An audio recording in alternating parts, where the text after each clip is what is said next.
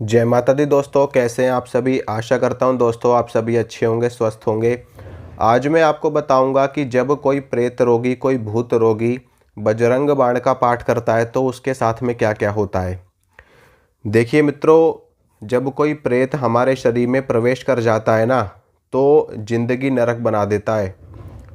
मैं जितना कह रहा हूँ ना, ये चीज़ कहने में आसान है, लेकिन जो लोग इस चीज़ को भुगत रहे हैं ना, जो लोग इस चीज़ को भोग रहे हैं, उनसे पूछना कि उनके ऊपर क्या बीत रही है। शरीर के अंदर ऑलरेडी एक आत्मा होती है। हर व्यक्ति के अंदर उसकी अपनी एक आत्मा होती है। लेकिन आप खुद सोचिए, जब कोई दूसरी आत्मा, दूसरा प्रेत, दूसरा कोई पिशाच उस शरीर में घुस जाए तो उस व्यक्ति के साथ में क्या क्या होता है। आप विश्वास नहीं मानोगे, वो व्यक्ति ना जीवित रहते हुए भी मृत्यु मांगता है। ऐसी अवस्था उस व्यक्ति की होती है जब कोई प्रेत किसी के अंदर घुस जाता है, कोई जिन्न, कोई पिशाच किसी को परेशान करता है। वो बंदा जिंदा होते हुए भी मृत्यु मांगता है। ऐसी हालत हो जाती है उस व्यक्ति की। ना तो वो जीने में रहता है, ना ही वो मरने में रहता है।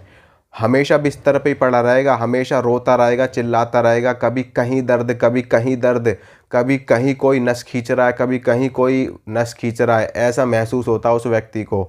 हमेशा उसको ऐसे लगेगा कि जैसे कोई उसको बुरी तरह मार रहा है, बुरी तरह पीट रहा है। और महिलाओं के साथ तो और भी ज़्यादा समस्या।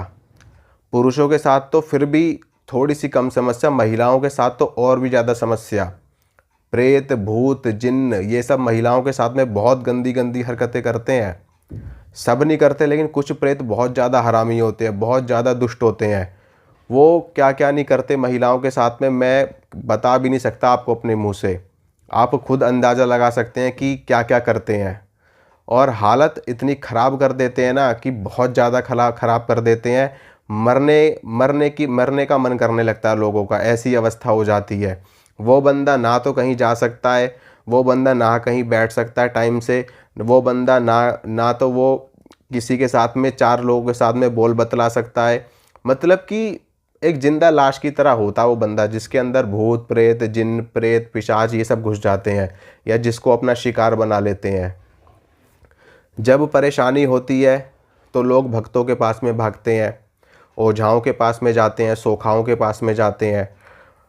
कई बार तो किस्मत की बात है, भाग्य की बात है, अगर अच्छा भगत टकरा गया, अच्छा ओझा मिल गया, अच्छा तांत्रिक मिल गया, तब तो उनको उस प्रेत से, उस भूत से मुक्ति दिलवा देगा। लेकिन अगर उनके किस्मत में, उनके कर्म में और भी ज़्यादा दंड भोगना लिखा है ना। देखो, मैं एक चीज़ मानता हूँ, जो मैंने हमेशा से समझी है ना, यही समझी है कि हर चीज़ हमारे कर्मों के आधार पे हमको मिलती है। और मैं क्या, और हर व्यक्ति के साथ में ऐसा होता है कि आप जैसा कर्म करोगे ना, आपको उसका फल तो भोगना ही पड़ेगा। अब वो फल आपको एक प्रेत बन करके परेशान करे, वो फल आपको सुख सौभाग्य बन करके आपको प्रदान हो, तो मतलब कि यही चीज़ है। सारा खेल हमारे कर्मों का है। कर्म खराब करोगे ना, तो जो कर्म आपने खराब किए हैं और उसका जो पाप है, उसका जो भोगदंड है, वो आपके सामने किसी भी रूप में आएगा। चाहे किसी बीमारी के रूप में आ जाए, चाहे मृत्यु के रूप में आ जाए, चाहे प्रेत के रूप में आ जाए। हर आपने देखा, हर किसी को भूत प्रेत परेशान नहीं करते हर किसी को। पर किसी जिसको परेशान करते हैं ना, उनकी ज़िंदगी बर्बाद हो जाती है। हो सकता है कि उनसे कोई गलती हुई हो, कोई उन्होंने कर्म खराब कर दिया हो, या पिछले जन्म में कुछ कर्म इतने ज़्यादा खराब कर दिए हो कि जो उनको अभी भी भोगने पड़ रहे हैं इस जन्म में भी। तो यही है सारा खेल हमारे कर्मों का होता है। अब मुक्ति पाने के लिए भागते हैं लोग, भक्तों के पास में जाते हैं, सबके पास में जाते हैं, पर कई बार समाधान हो जाता है, कई बार नहीं होता है। तो जिन लोगों को समाधान नहीं मिल पा रहा है, या अगर समाधान मिल गया है, तो वो लोग भी समझ लें। क्योंकि भाई, आप समझ लोगे तो हो सकता है भविष्य में आप दोबारा से भूत प्रेत से ग्रस्त ना हो पाओ, या अगर हो गए हो तो आप खुद ब खुद अब उससे छुटकारा पा सकते हो। और जो लोग नहीं हुए हैं अभी तक इससे मुक्त, वो लोग इस काम को करके मुक्त हो सकते हैं। आपको करना क्या है कि बजरंग बाण बहुत ही शक्तिशाली स्तोत्र है अपने आप में। बजरंग बाण का पाठ एक ऐसा पाठ है जो भूत प्रेतों को ना कुत्ते की मौत मारता है, कुत्ते की मौत। यानी कि कोई प्रेत आपके शरीर में रह जाए, मतलब ही नहीं है। जिस पल आपने मन में संकल्प कर लिया ना, जैसे कि मान लो आज आपने संकल्प कर लिया कि मैं कल बजरंग बाण पढ़ूंगा, उसी क्षण से, उसी सेकंड से ना वो प्रेत विचलित होने लगता है। उसी क्षण से, उसी सेकंड से उसमें दिक्कत होने लगती है, वो कांपने लगता अंदर से। और जिस पल आप बैठ गए नहा धो करके हनुमान जी के सामने और आपने ले लिया बजरंग बाण हाथ में, वो प्रेत तुरंत आपका शरीर छोड़ के भागेगा, तुरंत के तुरंत, एक पाठ भी नहीं हो पाएगा पूरा, तभी भागेगा आपका शरीर छोड़ के। लेकिन मैं आपको कहूँगा कि आप कुछ दिनों तक लगातार पढ़िए, कम से कम आप 40 दिन 41 दिन करिए, ताकि उस स्तोत्र की, उस पाठ की जो इतना साइकिल होता है उसमें आपका पूरा सुरक्षा चक्र बन जाए।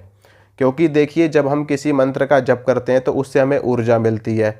अब ऐसा नहीं है कि वो जो ऊर्जा हमको मिल गई वो ज़िंदगी भर हमारे साथ ही रहेगी, वो ऊर्जा ख़त्म भी होती है, नष्ट भी होती है। किस में होती है?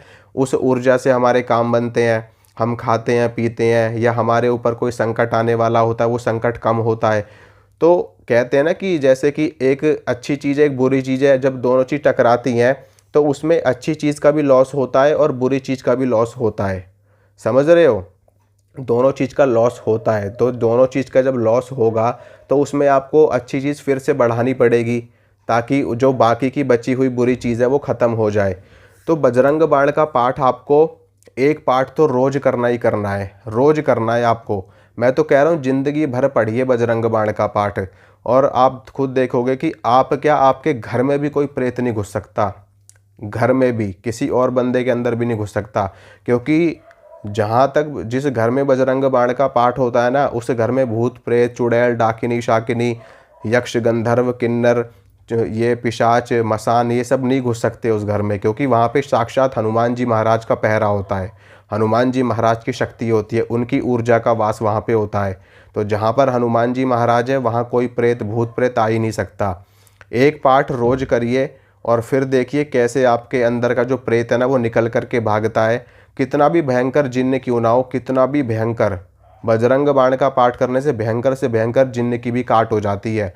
वो भी ज़िंदगी में कान पकड़ लेगा कि कभी इस बंदे के पास नहीं जाना मेरे को, कभी भी किसी के पास भी चला जाएगा पर आपके पास नहीं आएगा। इतनी शक्ति बजरंग बाण के पाठ में होती है। और अगर आप ज़्यादा करते हो, जैसे कि आपको परेशानी ज़्यादा है, तो 11 पाठ का संकल्प लीजिए 41 दिन का।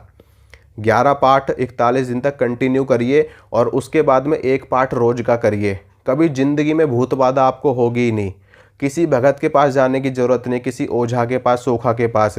भक्तों के पास जाओगे, उतारा करवाएंगे, ये करवाएंगे, वो करवाएंगे, दुनिया भर की टीम टाम करवाएंगे। फिर बाद में फिर से दिक्कत, फिर से कोई नया प्रेत आपके पास आ गया, फिर क्या करोगे? ये ताबीज़ पहन लो जी, ये उतारा कर लो, ये कर लो, वो कर लो। तो क्या मतलब इन सब चीज़ का? अपने आप को ऊर्जावान बनाइए, अपने आप को शक्तिशाली बनाइए कि आपको किसी के पास जाने की ज़रूरत ही ना पड़े। ठीक है? तो जाप करिए, पाठ करिए, जप करिए, तप करिए, इससे आपका कल्याण हो जाएगा। मैं ये नहीं कह रहा कि 1 घंटा आप करो, आप 5 मिनट निकालो डेली के, बजरंग बाण का पाठ डेली करो, हनुमान चालीसा का पाठ डेली करो। भूत पिशाच निकट नहीं आवे, महावीर जब नाम सुनावे। हनुमान जी का नाम सुनने मात्र से ही प्रेत भाग जाते हैं। तो जब आप उनको पुकारोगे तो क्या होगा? भूत प्रेतों का। ठीक है? तो आप इसको करिए और देखिए कैसे आपका कल्याण होता है। मिलूँगा आप सभी से अगली वीडियो में। जय माता रानी की।